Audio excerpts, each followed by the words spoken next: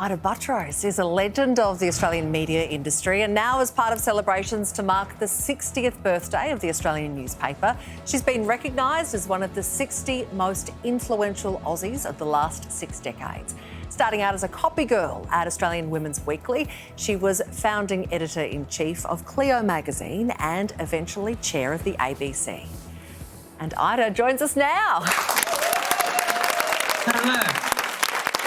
Oh, Ita, it's so lovely to see you. We will get to your amazing career in just a moment. But first, lots has been made of Joe Biden's age, and you guys are roughly the same vintage. Do you think when it comes to Joe Biden running for president that age is a factor? Well, I think you can't ignore it. When you get past your 80s, you know that you've got a lot of years on board. And I think that all the misgivings that people have about this president running for another term probably exacerbated on hearing him call President Zelensky President Putin. He did recover quickly, but nonetheless, he did say it. But you have to put the country first. You have to put the country first. And I think it is a test of your leadership if you can't do that. So I don't think president should run again. Wow. Well, Ita, back to you. And you have done so much in your incredible career. I want to talk about the sexual revolution you started in Australia with Cleo. Going back to that male nude centrefold with Jack Thompson, how on earth did you convince him to get his kid off? Well, I was talking to Jack only the other day, Sarah, and he said he's always thought that the body is a wonderful thing and nudity is a wonderful thing. And he felt that showing his lovely body, as he is in that photograph you're showing, was the least he could do. And it changed his career because he became a romantic lead after his Cleo debut.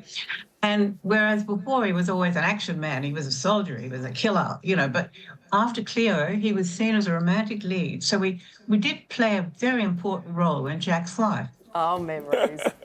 Ita, you're on a list now with lots of big names. Which ones that are listed with you have had the biggest impact on your life? Well, I think I'd have to say two. One is Rupert Murdoch and the other would be Kerry Packer. Kerry Packer because he convinced Sir Frank to take a risk on me when I was only 30 and make me the inaugural editor of Cleo, which was a very big thing to do at that time. It was a very big investment. I still had a lot to learn.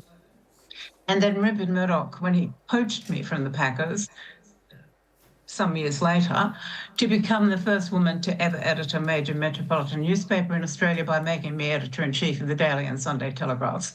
I mean, both those men gave me fantastic opportunities, and I welcomed them, and I think I grew as a journalist and as a boss in those roles. I was very fortunate. But so have they, because I made them a lot of money. How come we didn't see either of them as a male nude centrefold, Ita?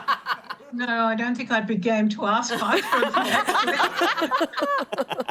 Ita, your highlights are countless, but was a low light of your career finding Michael Hing starting to park in your car spot at the ABC in the middle of a global pandemic?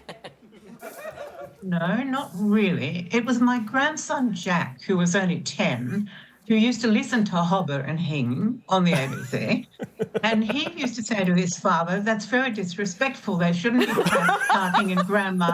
He shouldn't be parking in Grandma's car spot. You've got to ring her and tell them what they're doing. So, yes, that's exactly right. So I was rung and informed that Jack was very upset. And it was, oh, look at that. He's wicked, isn't he? But no, I don't mind. It's very difficult to park in the ABC car park. If it's full, it's full. I mean, I understand the dilemma. Thank you, Ita. I appreciate the kindness. They were just having fun. Ita, thank you so much for your time. Thanks, guys.